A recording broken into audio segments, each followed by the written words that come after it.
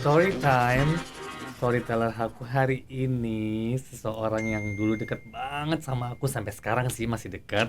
Selalu aku care banget karena dia juga sangat care dari selalu syuting bawa makanan segala macam. Pokoknya luar biasa banget ini orang dan happy banget dia bisa datang jauh-jauh dengan keparnoan dia takut dengan kondisi tapi datang.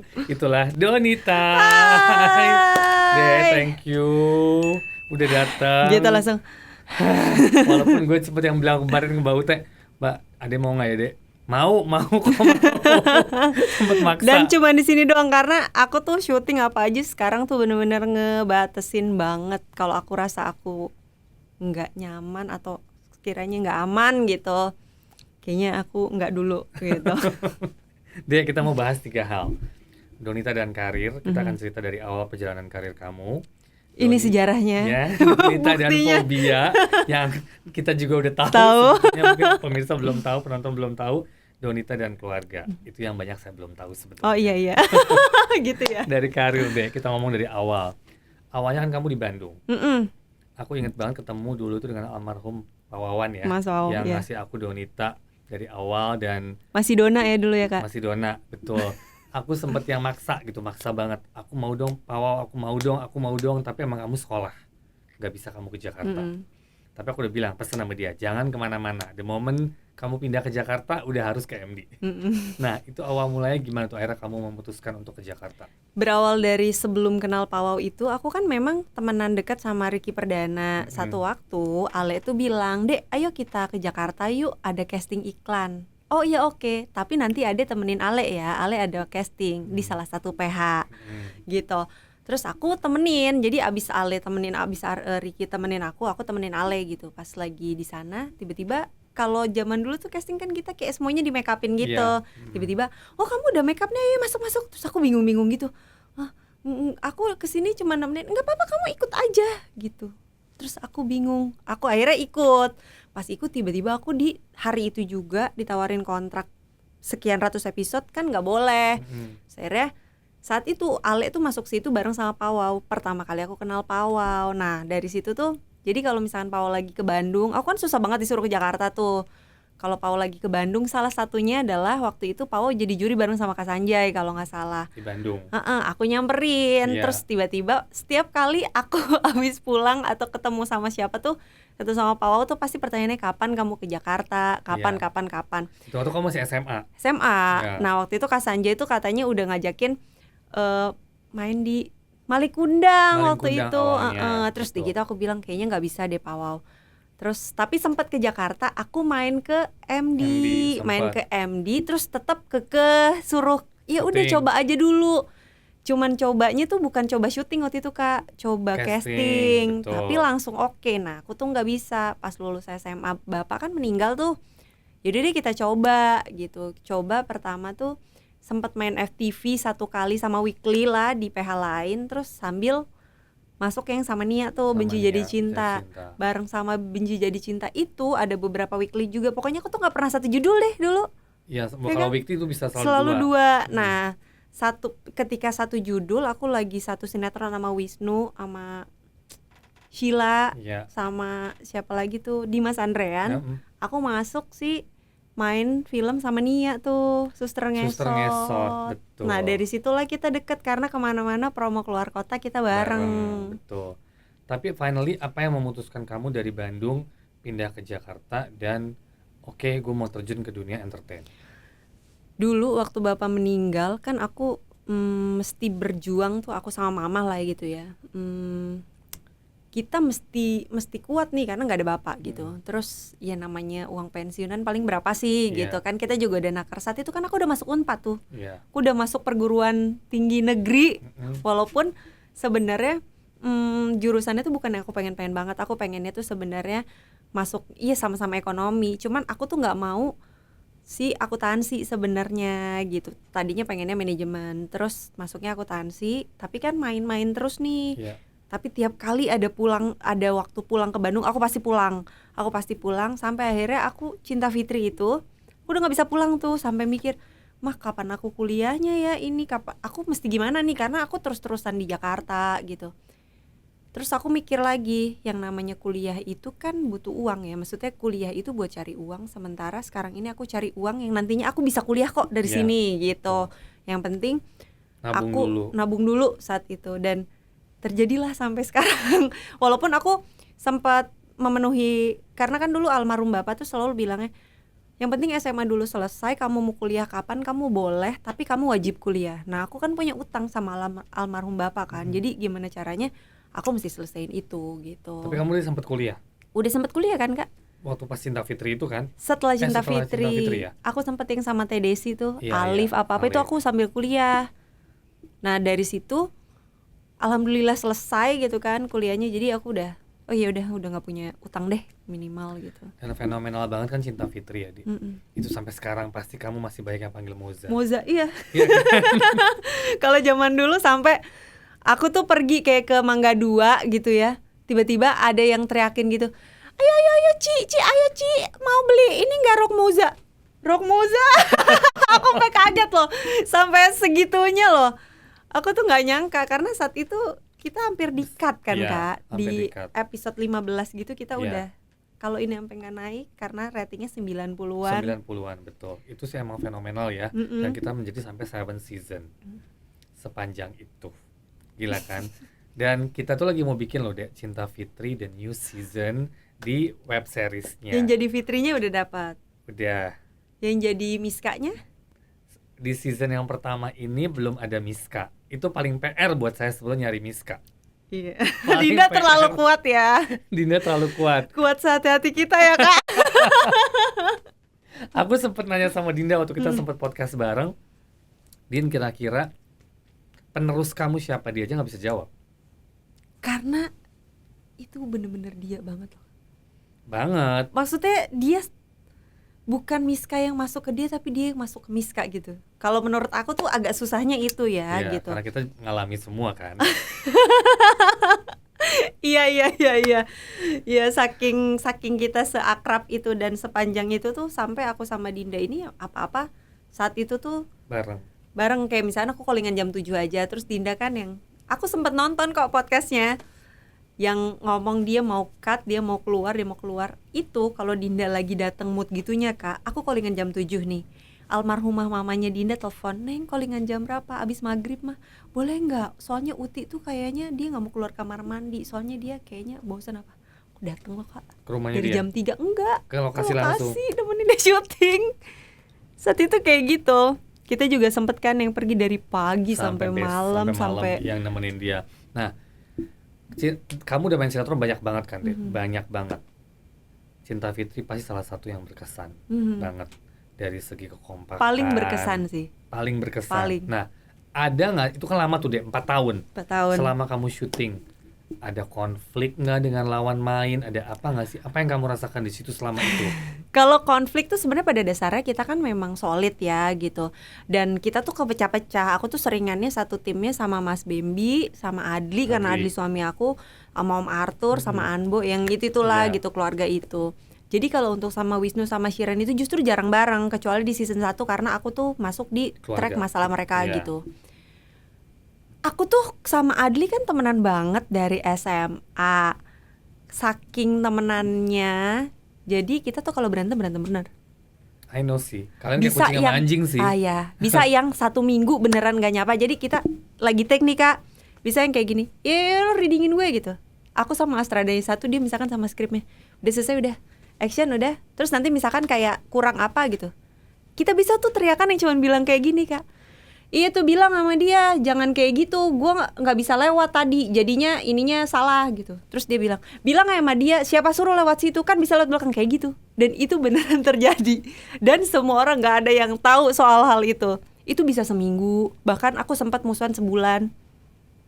Drama ya kalian ya. Aku pikir kamu bakal jadian lo berdua sama Adli. Tidak mungkin, karena aku sebegitu temenannya. Gak mungkin lah. Dulu itu Shiren kalau misalkan apa-apa nyari Adli aja nyarinya ke aku. Kak, Adli gak bisa ditelepon, boleh bilang ke Adli gak suruh telepon aku gitu, karena kan maksudnya aku satu lokasi sama Adli. Jadi sama-sama temen lah gitu kan. Tapi emang aku selama aku menjalani di situ ya produksi Cinta Fitri itu gak pernah ada aku denger ribut-ribut, aku nggak pernah dengar. Maksudnya kekompakan kalian tuh luar biasa loh. Karena gini Kak, seribut-ributnya aku sama Adli itu orang mandangnya kita tuh lucu. Gimana ya? Jadi kata mereka kita tuh hiburannya mereka, maksudnya yang ada di lokasi. Mereka tidak pernah menganggap itu sebuah, bukan yang jadi lempar-lemparan ngomong kasar atau apa kayak gimana gitu. Dramanya tuh nggak sampai begitu. Adli tuh kalau misalkan menyampaikan apa aku lagi musuhan, lagi marah, seringannya kan aku marah sama Adli, bukan kayak gitu. Karena dia iseng dan jahil banget gitu. Nah itu Adli tuh telepon mama, nanti bilangin sama Noni ya jangan gini soalnya jangan datang jam segini soalnya Adli ada ini dulu, nanti dia marah-marah lagi gini gitu. Jadi nanti mama kamu lagi musuhan lagi gitu.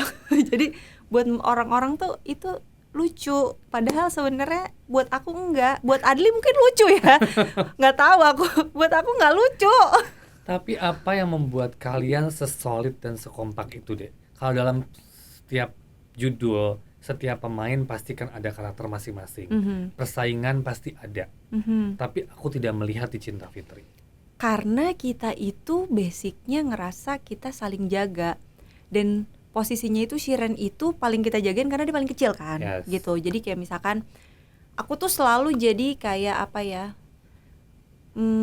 kayak bukan suster, penghibur. Misalkan kayak besok nih kita udah tahu nih udah lewat jam 12 malam, Shiren pasti oh dong besok aku upacara apa, dia bete apa, diajakin ngobrol sampai dia mau. Dulu juga pernah syuting sama Teh Desi gitu, karena dia ngobrolnya sama aku yang tadinya dia harus pulangnya jam 11 jadi agak mundur gitu ya. Karena dia mau nyelesain lah. Iya nyelesain gitu, yang kayak gitu-gitu kan. Jadi kita tuh tahu karakter masing-masing aja sih Kak gitu. Kalau misalkan soal persaingan segala macam, nah kita tuh nggak pernah nganggap sebuah persaingan. apa yang kita dapetin atau kayak gimana tuh persaingan, karena kita tuh punya karakter masing-masing. Maksudnya Shiren dengan karakternya, Wisnu dengan karakternya, Adli pun, Dinda pun, aku pun. Jadi kita tuh Kak Verlita, Mami Iren, Mas Bambi, kita kan punya karakter yang beda masing-masing. Jadinya kayak saling melengkapi. Jadi kalau misalkan kenapa bisa solid, karena nggak tabrakan. Maksudnya kadang ya yang bikin, kalau menurut aku yang bikin orang jadi nggak sepaham tuh karena misalkan kalau ada satu ayam nih semuanya suka paha jadinya rebutan. Kalau di Cinta Fitri itu tuh karena dengan berbagai macam karakter menurut aku ya. Betul. Jadinya nggak ada rebutan, yang satu mau makan sayapnya, satu kepalanya, satu pahanya. Jadi kita tuh kayak kaya gitu loh Kak. Jadi nggak ada yang namanya saingan gitu. Nah itu bertahan, makanya kuat sekali bertahan 4 tahun ya. Terus kamu juga sempat break lama dari syuting. Setelah itu kan kamu break karena kamu pandemi, mungkin kamu ada ketakutan. Itu kenapa tuh Dek? Sampai sekarang kamu jarang banget syuting. Kalau sebelum pandemi ini kan aku punya anak tuh Kak. Ya Kakak tahu paling aku tuh mau terimanya kayak waktu itu, ya udah deh nggak apa-apa syuting film. Kalau film itu kan kita lebih bisa tahu ya maksudnya sekian hari. Kalau syuting sinetron yang stripping gitu, kalau misalkan jamnya nggak tentu, aku tuh pernah sampai mundur gitu kayak gue nggak bisa deh, kayaknya gue mundur aja. Karena aku itu punya tugas utama aku sekarang kan bukan cuman bekerja tapi kan lebih ke jadi ibu, jadi istri segala macam. Ditambah pandemi ini gitu, pandemi ini kan Kakak tahu sendiri ya parnonya kamu. Aku salah satu orang yang cukup deg-degan, agak deg-degan yang berlebih jatuhnya. Jadi kayak bukan parno sih, lebih berhati-hati aja. Jadinya aku tuh milih misalkan kayak syuting, kita syutingnya misalkan masak atau apa gitu, aku tuh pasti bilang aku nggak mau ada adegan makan sama minum, bukan apa-apa, itu kan dibikinnya bukan sama aku takut dropletnya atau apa. Maksudnya begitu aku jaganya, nggak taunya kecelnya cuman gara-gara itu. Maksudnya aku egois, aku pulang ke rumah ada anak-anakku, kayaknya aku egois banget kalau sampai aku harus begitu. Jadi aku itu sekarang lebih ke kayak aku bekerja yang menurut aku aman aja deh gitu. Jadi yang kalau aku rasa kayak melibatkan banyak orang gitu, kayak misalkan kayak aku sempat kemarin kayak nge-MC gitu sama Adi. Pas nge-MC, wah ini orangnya lumayan nih, lebih dari 10 orang gitu. Tapi semua yang ada di ruangan itu kita semua PCR. Oke. Jadi maksudnya aku lebih nanya kalau ditawarin kerjaan atau apapun tuh protokolnya gimana? Prokesnya gimana gitu. Kalau misalkan ya cuman ini doang gitu, aku cuman antigen doang, itu aku bisa bilang Mbak Ute kayaknya nggak usah dulu deh gitu, karena dia nggak PCR gitu, yang kayak gitu PCR aja masih mungkin salah gitu, apalagi cuman antigen kayak gitu aku.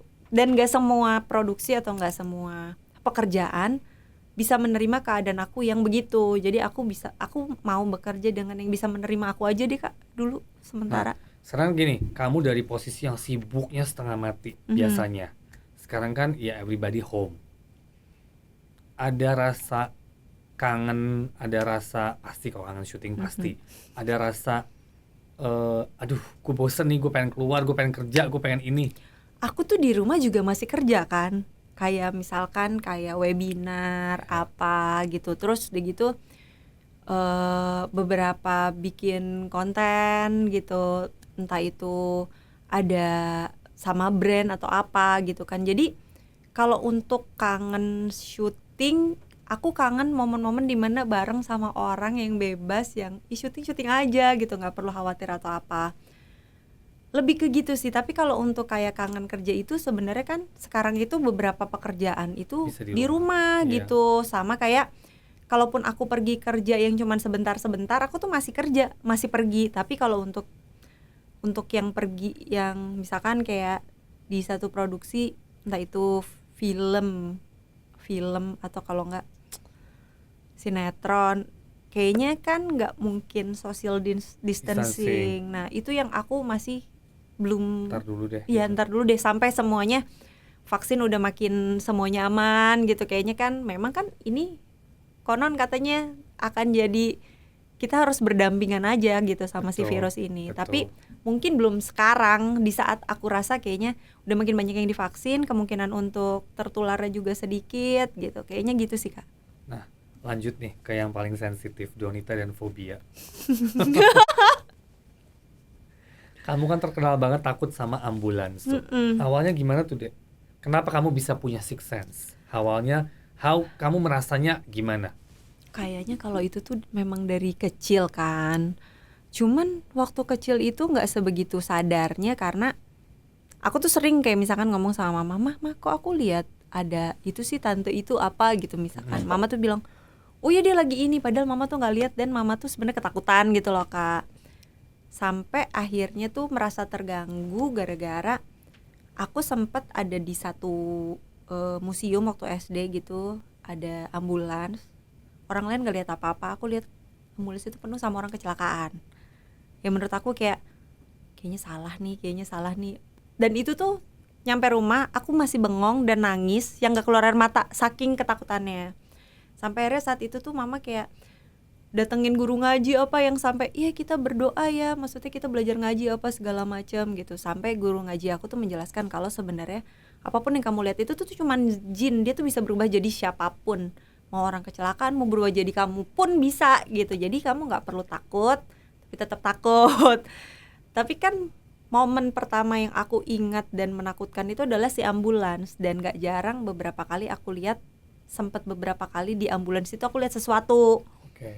Makanya lah aku takut banget sama yang namanya ambulans. Dan bukan cuma ambulans kan Kak, maksudnya kalau misalnya aku masuk ke tempat baru yang aku rasa memang kurang nyaman atau apa, ya Kak Sanjay ngalamin sendiri kan bareng sama aku kayak apa gitu. Dan sampai sekarang kamu masih bisa melihat itu? Sampai sekarang. Dan anakku pun. Oh ya? Iya. Satu, yang gede apa yang kecil?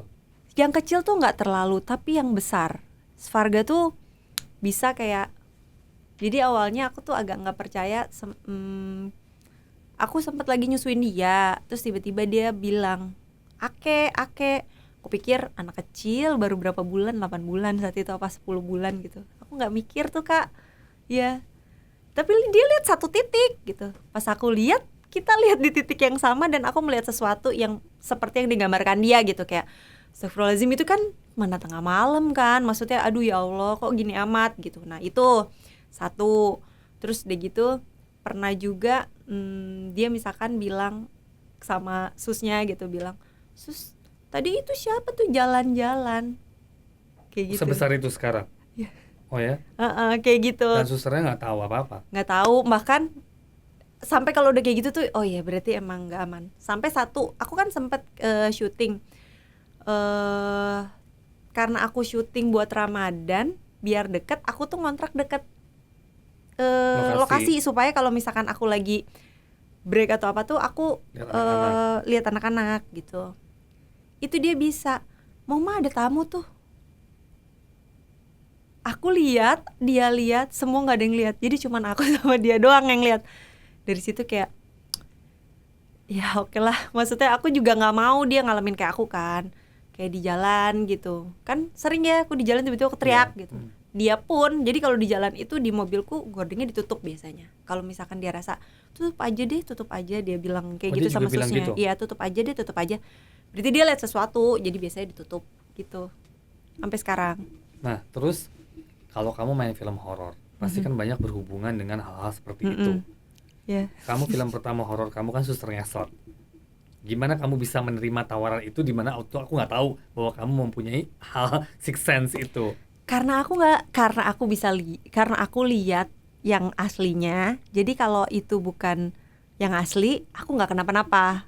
Aku mikirnya kayak gitu dong. Dan aku pikir saat aku waktu Suster Ngesot itu kan kita syuting di satu tempat museum yang lumayan gitu kan. Di situ kan ada kayak semacam pawangnya lah gitu. Terus sempet aku tuh dibilangin gue nggak mau keluar, itu ada sesuatu di situ gitu. Terus dia gitu, enggak ini katanya aman kok. Mana yang ngomong aman gitu pawangnya? Pak saya tuh lihat sesuatu gini-gini.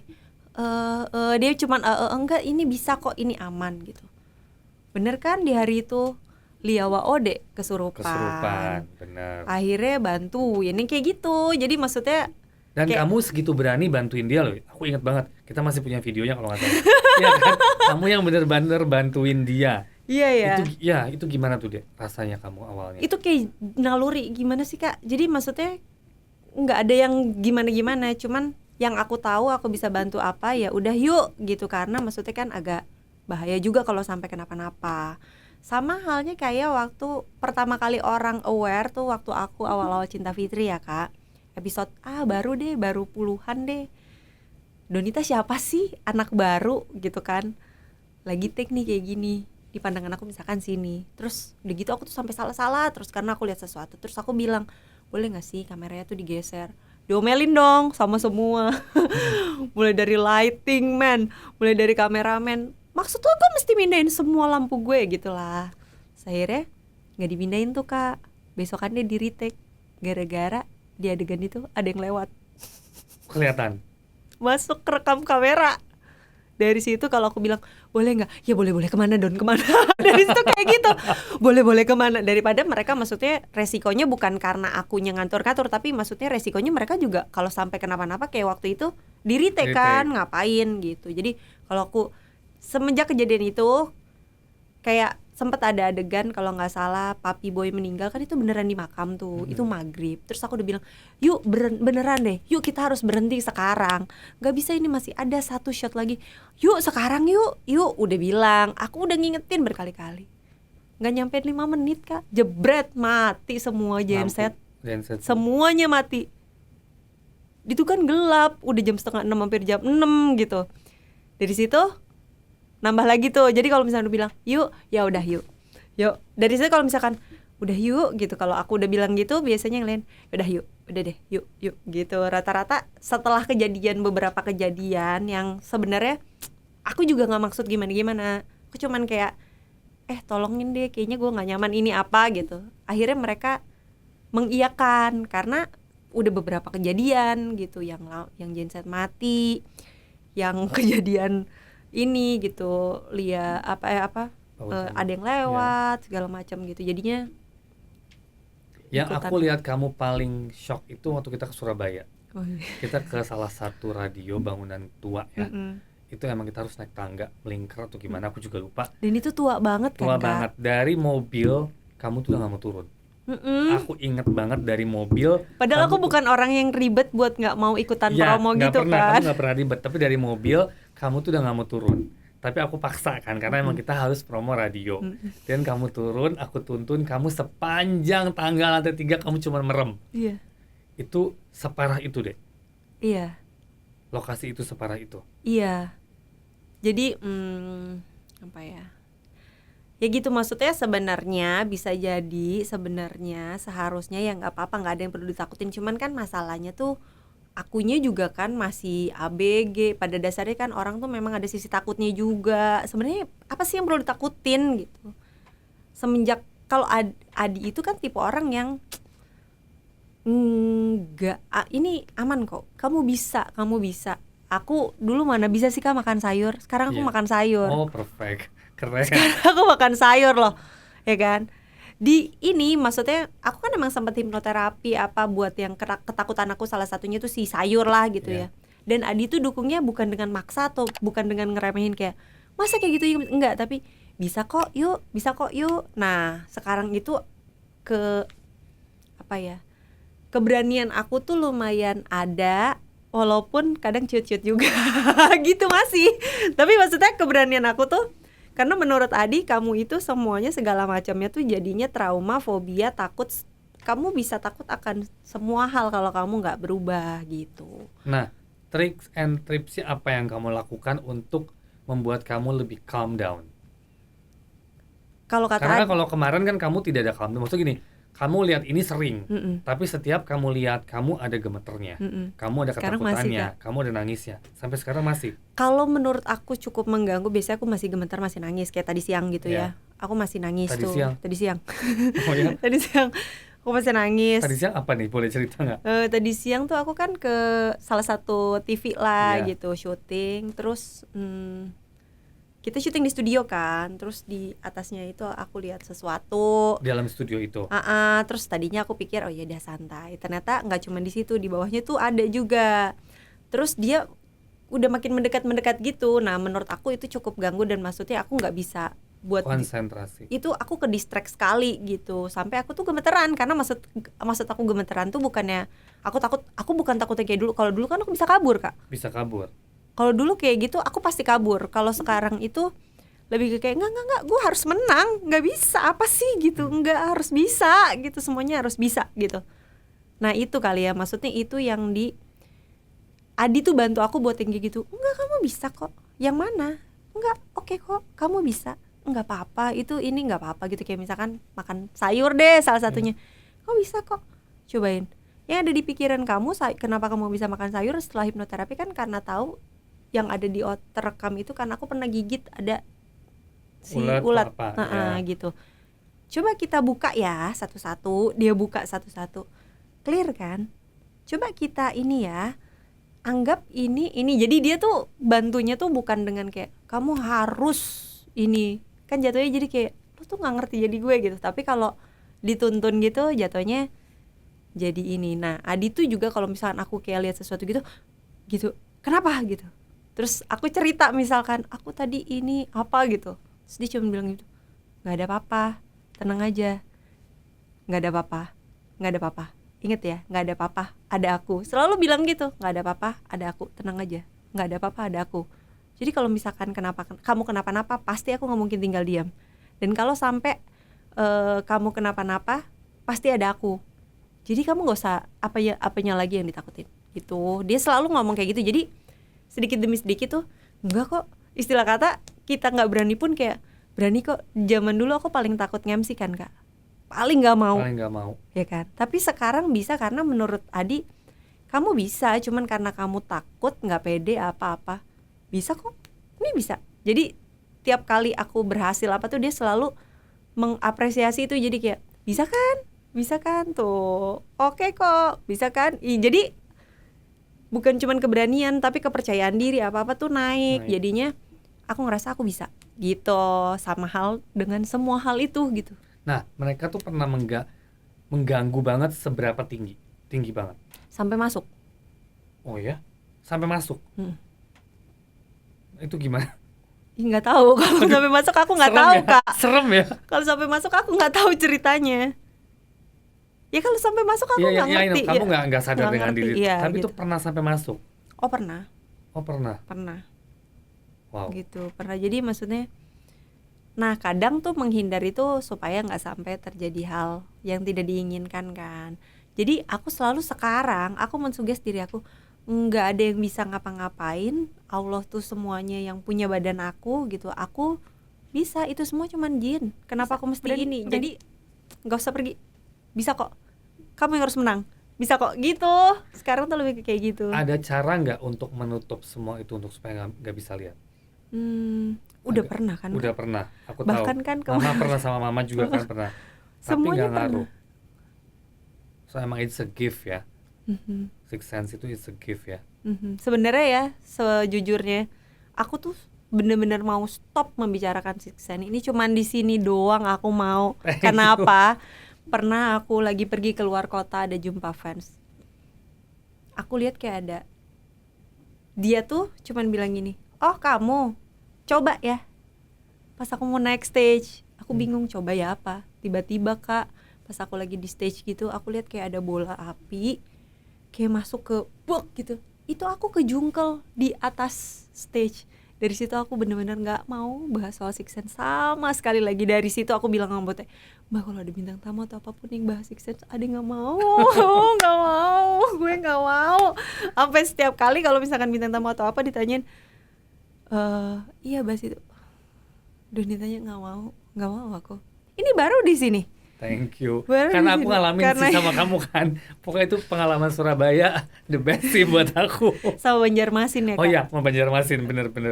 Oke, next one, kita ke keluarga. Kasihan, kamu kan udah panik nih nanti. Di sini aman kan? Enggak. Oh enggak juga. Ayo. Oke, pertama kenal dengan suami Adi Nugroho. Pasti kan karena dunia entertain, sama-sama dunia entertain. Itu awalnya gimana tuh? Tahu nggak Kak, pertama kali aku ketemu Adi di mana? Di mana?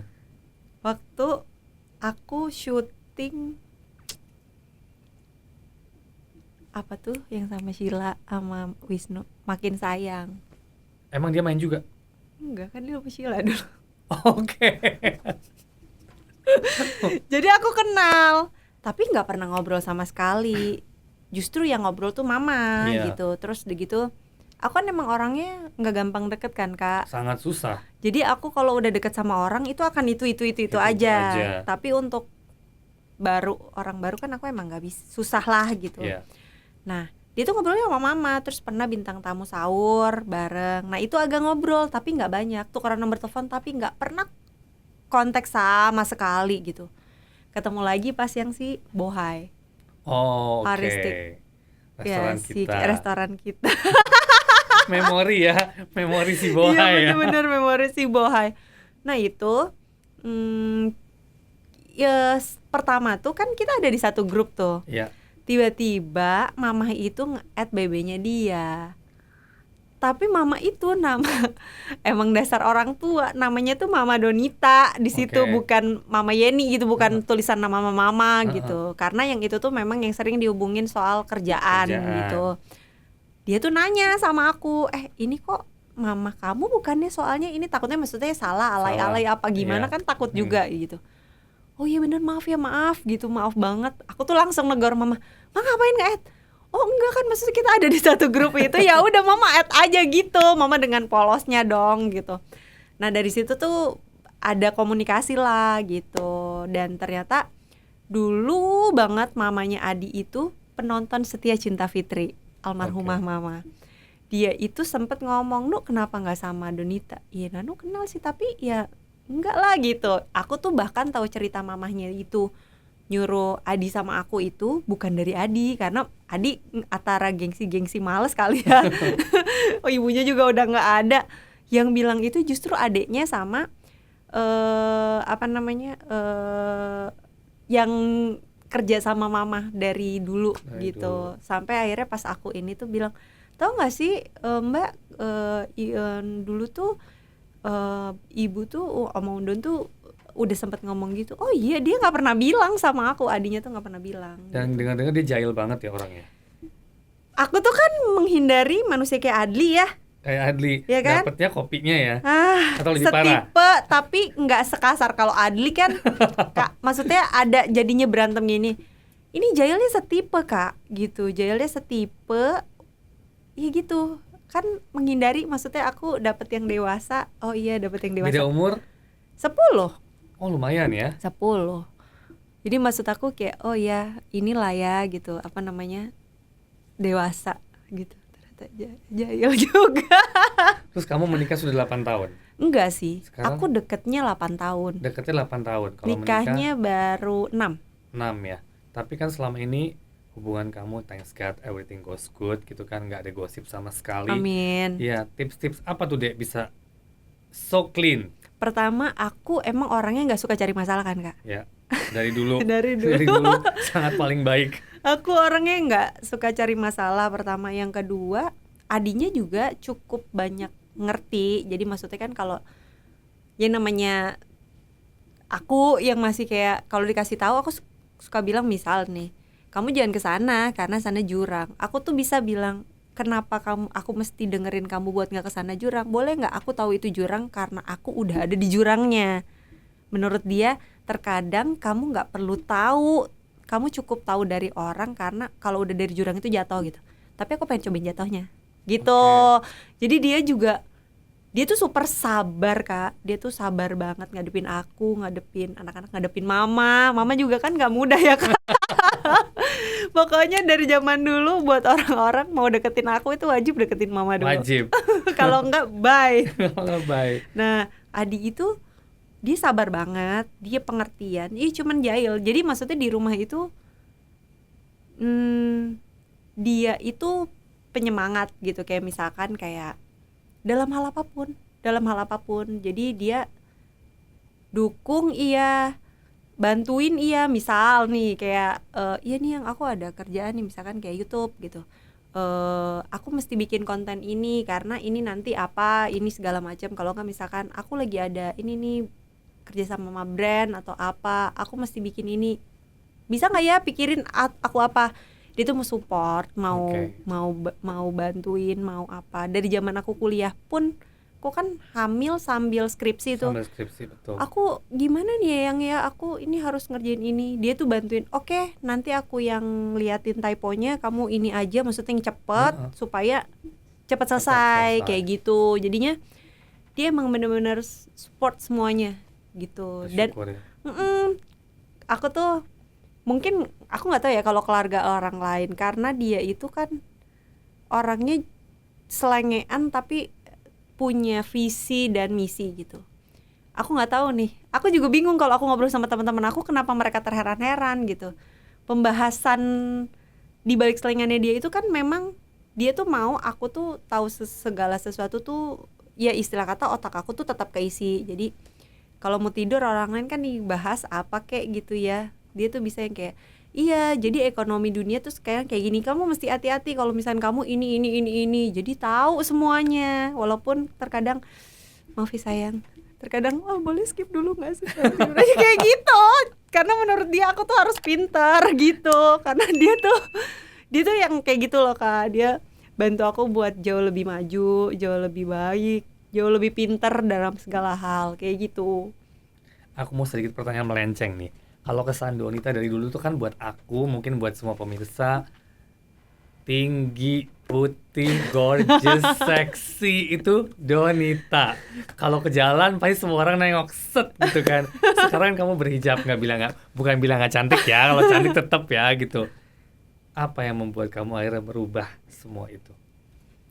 Jadi Adi orangnya nggak pernah maksa, tapi dia cuma ngasih tahu sebenarnya aku diwajibkan kamu untuk menutup aurat karena itu nanti jadi pertanggungjawaban aku gitu. Nah aku kan masih muda apa gitu. Zaman dulu tuh ya aku tuh suka bilang gini, yang kamu nih kan kamu tahu aku masih bertank top. Ini gimana? Kamu salah nikahin orang, sampai ngomong kayak gitu. Dia tuh selalu bilang ya aku nggak maksa, aku cuma menyampaikan ya suatu saat kalau sampai aku dipanggil sama Allah ditanya kenapa kamu tidak mendidik, bukannya aku tidak pernah memberitahu kamu, minimal aku udah pernah ngingetin kamu. Oh iya gitu loh kak. Karena kan aku tahu kamu banget lah deh. Iya kan. Kalau mau ada event aja kan, Kak aku pakai baju ini oke nggak? Udah kita udah panik kan. Bajunya apa gitu kan. Apa, dan aku bisa nyambungnya cuma nama kasannya karena kita satu selera gitu betul. Kan. Jadi walaupun orang lain kayak Pawa kadang kan dulu suka bilang enggak Neng gini aja Pawa, tapi aku sama kasannya pilihnya yang ini. Ya kan. Dulu sering banget kayak gitu. Nah aku kan orangnya memang mempedulikan soal kayak gitu. mau mulai ngerawat diri, ngejaga berat badan apa segala macam sampai sekarang kan gitu semuanya. Nah, satu waktu aku tuh mau pergi pakai rok segini Kak. Tiba-tiba si Svarga bilang, "Mama, kamu malu dong itu nanti kalau ada tamu pakai celana sana." Anakmu yang ngomong. Anakku pakai celana dong, masuk mobil tuh Kak. Pakai celana, tiba-tiba dia ngomong gini, "Mama, kok mama nggak kudungan ya? Perempuan bukan harusnya kudungan ya?" 2 kali. Adi cuma bilang bukan aku yang ngomong ya, aku nggak pernah ngajarin atau apapun, dia bilang gitu. Udah 2 kali tuh Kak. Tiba-tiba aku di mimpi aku dia nangis-nangis, cuman buat bilang kayak gini, Mama tuh pakai kudung, kalau mama nggak pakai kudung aku gimana apanya, aku sakit, aku dipukul, kenapa kamu nangis? Dipukul sama siapa? Dipukul sama Allah. Anakmu. Bangun tidur, itu kan tengah malam tuh, bangun, aku masuk ke kamar dia kan, saat itu aku lagi nyusuin ini kan, kita beda kamar, aku pelukin, aku ciumin dulu sampai susnya tuh sampai bilang, kenapa Bu, ada apa? Enggak, dia nggak kenapa-napa kan? Enggak kenapa-napa gitu. Besokannya aku tuh nggak mau bilang Adi, maksudnya takut ini tuh sebenarnya cuman sesaat gitu, nanti aku nyesel, nanti aku apa gitu. Terus tapi kepikiran orang yang pertama kali aku kasih tahu bukan ibu aku, bukan suami aku, bukan Mbak Ute. Mbak, aku kontrak ini kan, aku masih ada kontrak jewelry kan gitu, sementara jewelry itu tahu sendiri Kak, ya kan? Mbak, aku kontraknya sampai kapan? Terus dia bilang kan, sampai bulan ini. Mbak, abis itu nggak usah perpanjang ya, karena aku pakai kerudung. Mbak Ute itu katanya lagi tidur sampai bangun. Hah, gimana maksudnya? Karena bukan aku banget gitu, maksudnya jauh banget, ya tahu kan Kak, maksudnya ke lokasi aja atau syuting apa, aku kan ya bukan aku banget lah gitu. Terus iya Mbak, Ade yakin, berkali-kali Ade yakin, iya Mbak yakin kok gitu. Sampai saat aku tuh akhirnya ngomong ke Adi cuma bilang, oh gitu.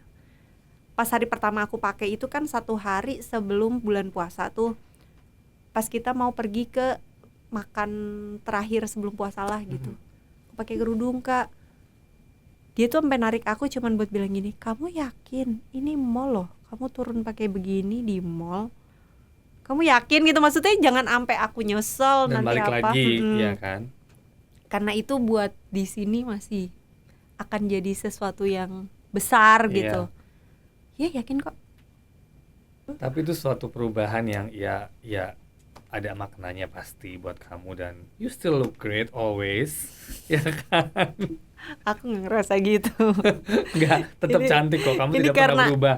Ini karena ya memang semestinya seperti ini kewajiban aku begitu. Tapi kalau misalkan kalau jiwa raga itu Kakak tahu lah gitu. Jadi makanya sampai orang bilang, kenapa sih lo gitu ini ya nggak apa-apa, takutnya setannya di situ karena aku kurang merasa pede dengan penampilan aku gitu. Aman, tenang, kamu cantik tetap selalu. Tips and tricks coba deh buat mungkin yang nonton, atau mungkin kesan-pesan aja deh, lebih ke kesan-pesan aja. Kalau aku menurut aku orang baik itu lebih diperlukan dibanding orang pintar. Kayak aku tuh lihat segala sesuatu kebaikan tuh ada di Kak Sanjay. Dia tuh beneran Kak. Dia orang yang tulus banget. Aku ada sakit apa, aku ada masalah apa, mulai dari masalah hati, masalah apa Kak, kita pergi kemana ya Kak, ulang tahun aku ya, ke Bali kemana gitu. Bisa dilihat hidupnya bahagia, sehat, alhamdulillah. Jadi kalau menurut aku ya, yang penting dalam hidup itu kita nggak perlu bilang kita baik, tapi kalau kita baik, suatu saat pasti ada orang yang bilang dia baik gitu. Kalau menurut aku, sama sebesar apa usaha kita, kalau misalkan Tuhan berkehendak lain, ya memang tidak bisa dipaksa. Tapi bukan berarti kita tidak berusaha, karena di balik usaha kita itu, walaupun itu bukan istilah kata misalkan Aku bikin kue keke banget, padahal kata Tuhan bukan di situ. Aku keke banget bikin kue. Itu udah kayak nabung usaha aku. Tiba-tiba aku cuman masak jengkol gitu. Itu yang sukses. Itu juga begitu juga dengan aku. Aku itu kan dulu, istilah kata kan dulu dari modeling kan, modeling Kak. Awalnya. Cuman kan kurang tinggi ya dibandingkan orang-orang udah paling kontak gitu kan. Tapi kan itu mungkin buah dari sekarang. Aku yang sekarang ini buah dari usaha. Dulu juga kan aku les nyanyi apa segala macem. Tapi memang rezekinya di si acting. Jadi jangan pernah takut untuk mencoba. Kalaupun memang itu bukan yang terbaik, Allah tuh pasti ganti walaupun bukan dia yang itu. Setuju sih. Gitu. Jadi kalau ditanya nih ya, kalau semua orang nanya, menurut lo yang paling penting dalam hidup itu apa? Yang paling penting itu adalah baik dan usaha. Yang ketiga, kalau misalkan menurut aku ya, kalau misalkan ditanya, Donita ini pinter apa sih, lo bisa apa sih? Sebenarnya banyak orang yang jauh segala-galanya dari aku. Lebih pintar, lebih cantik, lebih segala macamnya, lebih bagus aktingnya, lebih apa. Tapi Allah kasih satu sama aku, keberuntungan. Aku tuh masuk MD, semua orang susah, mau casting aja kayaknya susah banget. Aku tuh sampai ditungguin sama Kak Sanjay. Ditungguin banget ya. Iya kan? Ditungguin banget. Dan kayak misalkan sampai sekarang mungkin ada beberapa orang yang kayak mau syuting, maksudnya kepengen syuting, tapi kan sebenarnya kalau aku tuh alhamdulillah ada aja. Tapi memang aku bukannya apa-apa, masih ada yang harus aku jaga gitu, kayak gitu-gitu. Jadi menurut aku, kalau aku punya apa, alhamdulillah Allah kasih keberuntungan, aku kasih Kak Sanjay sampai aku bisa ada di sini. Sama-sama deh, usaha sama-sama, bukan cuman one way. Aku kasih kamu jalan, kamu juga berusaha, it's you, more into you. Karena dulu kalau kita kemana-mana kita berdua ya Kak. Selalu. Mau ada award, ada apa tuh, Kak Sanjay pasti cuma sama Donita. Pasti. Selalu. Mau sampai FFI, kita ke Hong Kong ya, sampai kita ke Bandung, FFI kemana. Dan satu aku lupa, dia makannya ternyata banyak loh. Oh iya, makannya banyak banget tapi badannya segini. Dan kita ingat gak one day kita makan seharian, makan terus 8 kali ya waktu itu. Dan itu emang terus aja. Terus tiap 2 jam kita lapar. Sama almarhum Kak Adi ya. Ya, almarhum Kak Adi, betul. Dan dulu tuh kenapa kalau Kak Sanjay dulu suka ditanya, dulu tuh sebenarnya yang iri-irian tuh banyak ya Kak. Kenapa mesti Donita aja sih yang ikut pergi sama Kak Sanjay? Kenapa sih Kak? Sampai aku tuh ditanyain gitu loh, sampai ada yang iri banget sama aku, sampai jelekin aku di belakang itu ada banget. Gak apa-apa, kalau yang jelekin kan banyak selalu. Maksudnya yang penting kita nggak jahat sama orang. Kita juga berusaha yang terbaik selalu kan. Terus kenapa alasannya? Nyambung aja deh.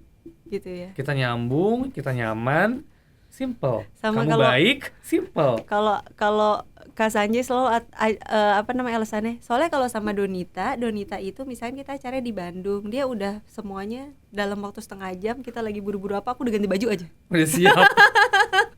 Sulap aja ya Kak. Sulap, hebat. Gitu. Thank you for today. Thank you semuanya, jangan lupa like, comment, and subscribe hari ini bersama Donita. Banyak banget tadi info-info yang mungkin belum pernah keluar dimanapun ya. Thank you so much. See you soon. Thank you.